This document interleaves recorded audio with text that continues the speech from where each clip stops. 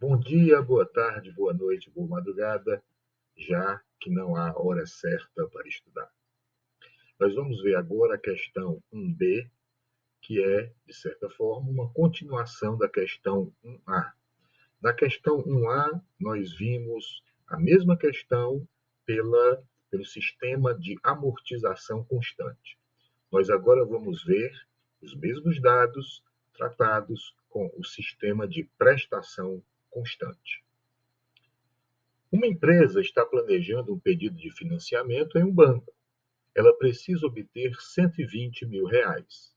A consulta à rede bancária encontrou o seguinte cenário: 12 parcelas mensais, sem entrada, taxa de 2% ao mês, pelo sistema SPC, Sistema de Prestação Constante. Construa a planilha de acompanhamento, detalhando os componentes da parcela. Questão elaborada pelo canal. Vamos à planilha. Nós temos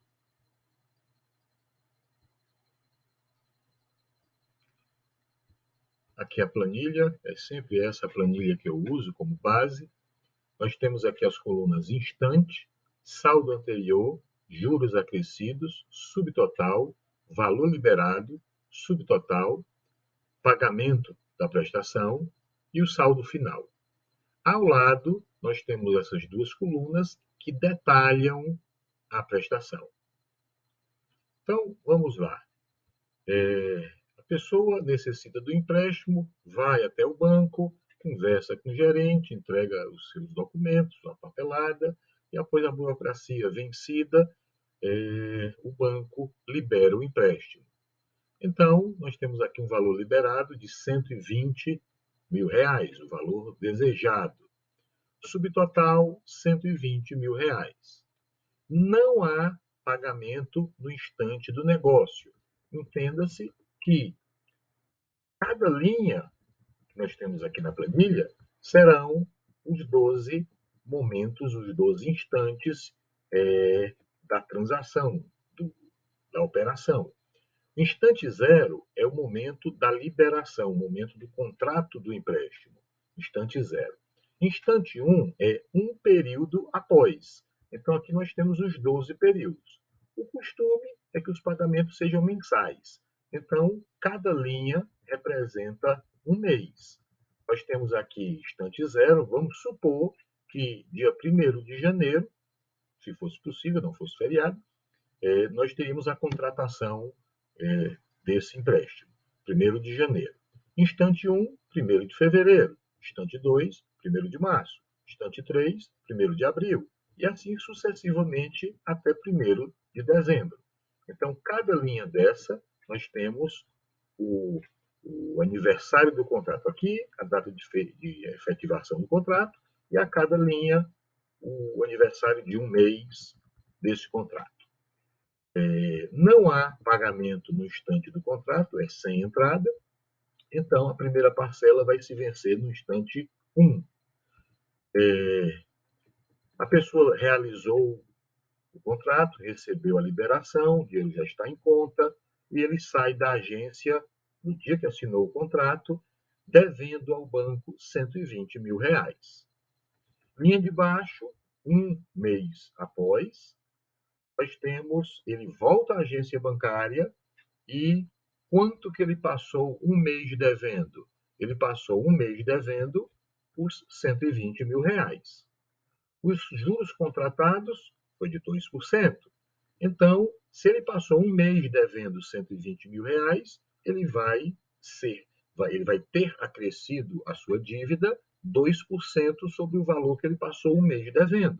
Então, é 0,02, 2 sobre 100, 2%, que multiplica esse saldo que ele passou o mês devendo, esse saldo devedor.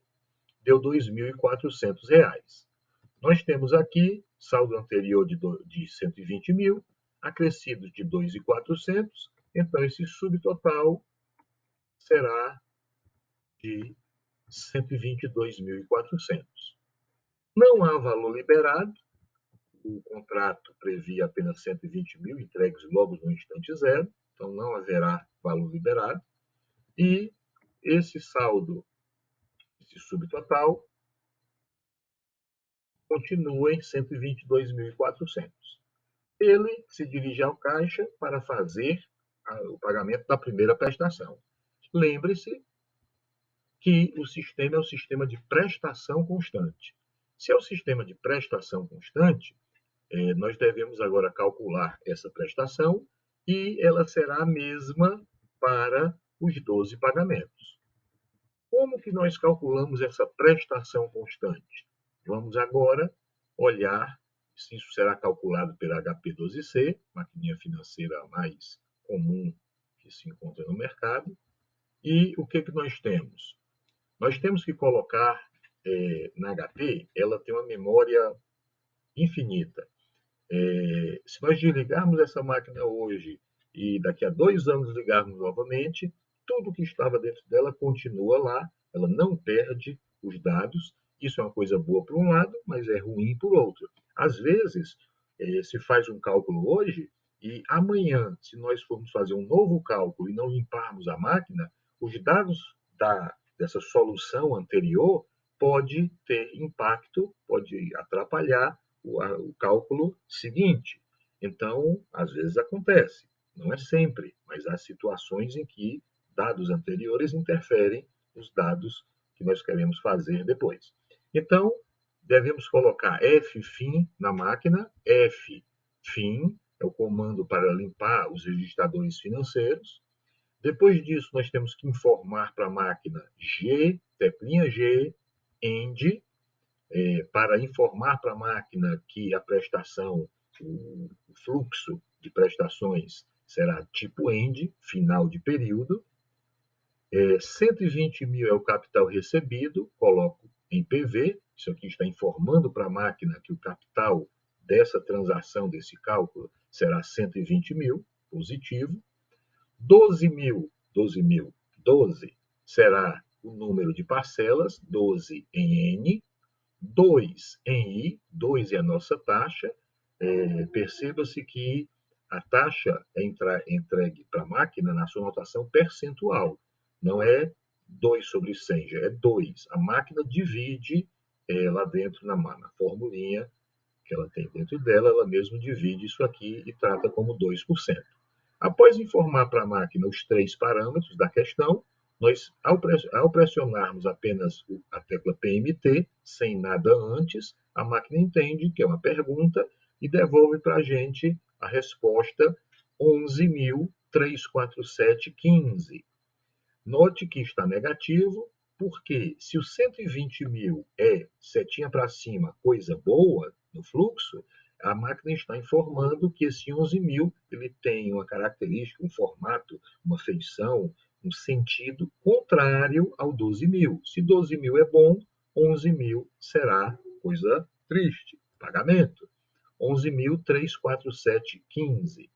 Voltando para a planilha, nós vamos colocar 11.347,15. Vamos confirmar. 11.347,15. 11.347,15, confirma. E agora nós vamos copiar até a linha 12. Todos os pagamentos serão de mesmo valor, já que o nome do sistema é sistema de prestação constante. Então, se eu estava pela segunda vez na agência, pela primeira vez na agência bancária para realizar pagamentos, estava devendo 122.400 quando me dirigi ao caixa. Fiz o pagamento de 11.347,15. O meu saldo devedor, quando eu vou deixar a agência, será de 11.052,85. R$ 111.052,85. Saio da agência, vou para casa, obrigação cumprida, paguei os 11.347,15 e um mês depois volto à agência. Quanto que eu passei um mês devendo? Passei devendo um mês todinho, do dia 1º de fevereiro ao 1º de março, eu fiquei devendo os 11.052,85. Eu vou pagar a taxa contratada de 2%, 0,02, 2 sobre 100,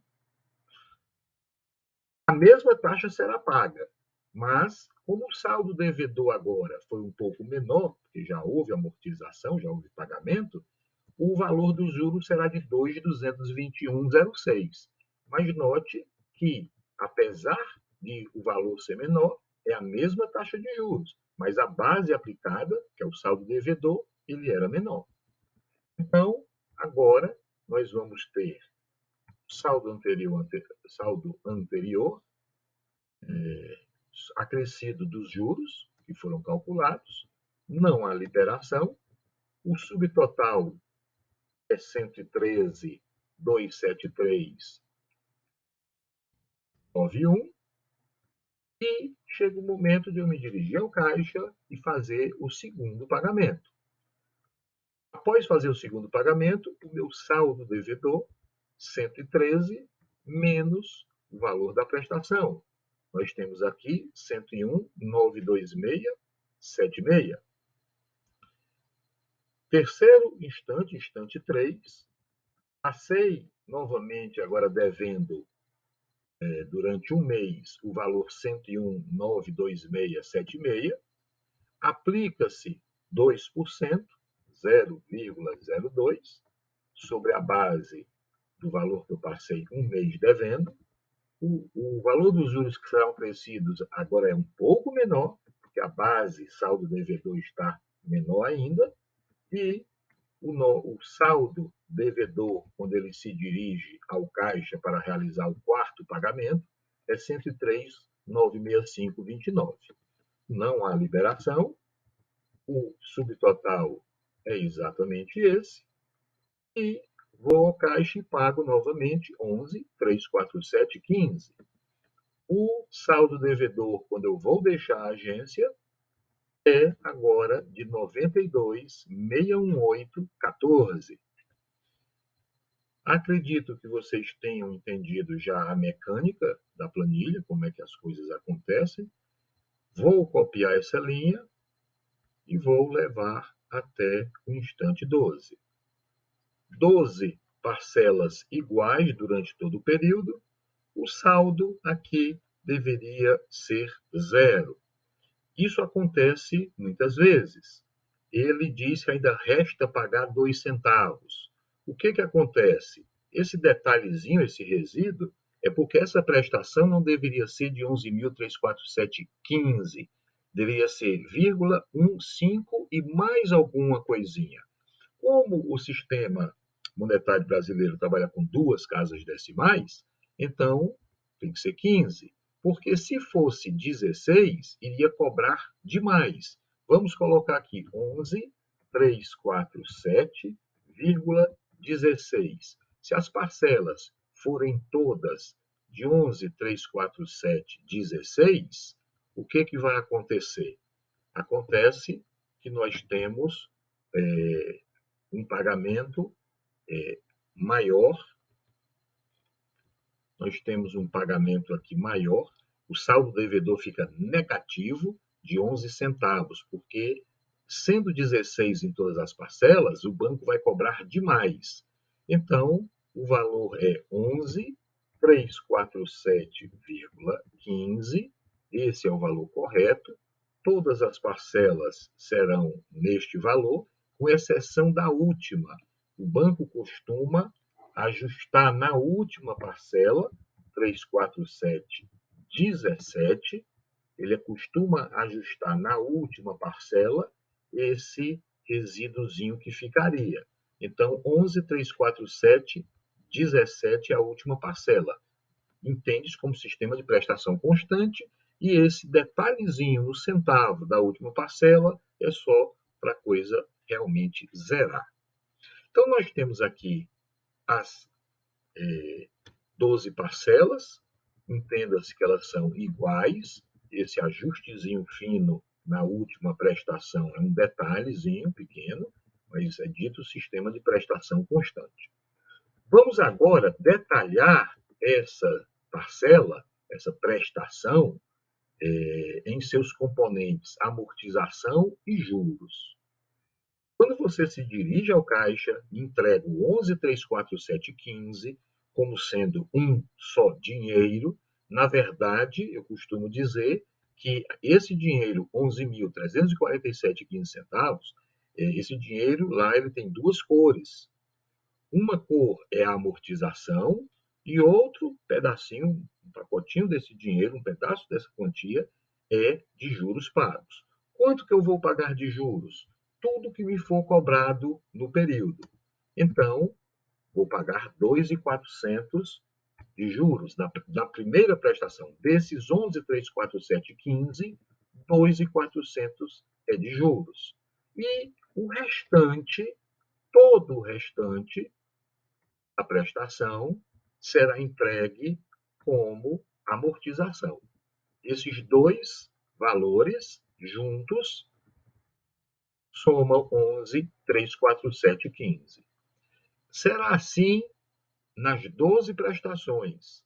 Nas 12 prestações, nós temos aqui os juros, todos os juros cobrados, 2.221, 2.221. Aqui, 1.069. Aqui, 1.069. E o que sobrar da prestação em todas as parcelas vai para amortização. Então, o que a gente pode ver?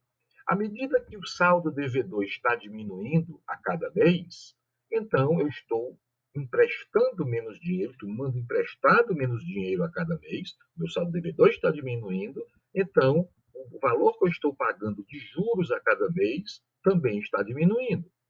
E como o valor dos juros estão diminuindo a cada parcela e a prestação ela é constante, o comportamento dessa parcela amortização, desse pedacinho amortização, ele vai aumentando.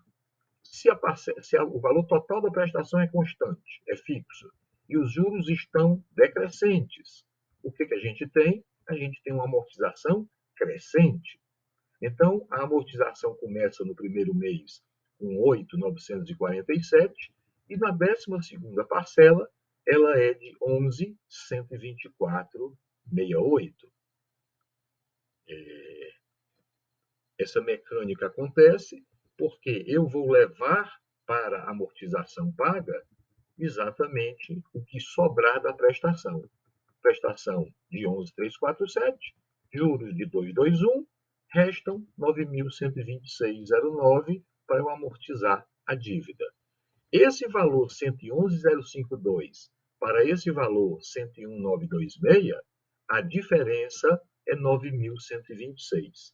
A amortização, meus queridos, é o valor que efetivamente está diminuindo o saldo devedor, posto que juros do período estão sendo pagos para dar conta dos juros acrescidos no mês. Esses juros foram acrescidos, na mesma prestação, paga-se os juros do mês.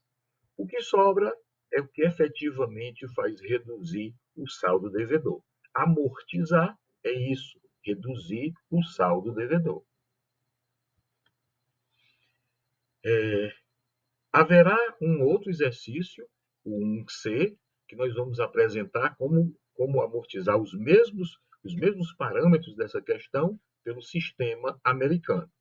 Depois disso, nós teremos a versão 1D, que vai apresentar, ao final, um resumo, comparando os 4 métodos de pagamento, demonstrando todos os seus números, comparando como um funciona em relação ao outro. Isso estará apresentado no exercício 1D, é um resumo geral dos 3 sistemas. Então, no 1A, nós tivemos o sistema de amortização constante, no 1B, estamos tendo agora o sistema de prestação constante, no 1C, o sistema americano, e o 1D será um resumo geral dos 3 sistemas, comparando, até apresentando alguns gráficos, para que tudo fique mais claro para vocês. Se vocês gostaram, agradeço, já que antecipadamente, mas eu gostaria também de pedir que vocês se inscrevam no canal. Toda semana nós vamos ter 2, 3, 4 exercícios sendo publicados aí através do YouTube. E, né, vocês me ajudam, eu ajudo vocês, né? deem um joinha e coloquem nos comentários dúvidas, que eu terei todo o prazer e a boa vontade de tentar sanar as dúvidas. Porque se vocês ficaram com dúvidas, é porque eu não fui completo na minha explicação, é minha obrigação tentar saná-las. Fiquem com Deus.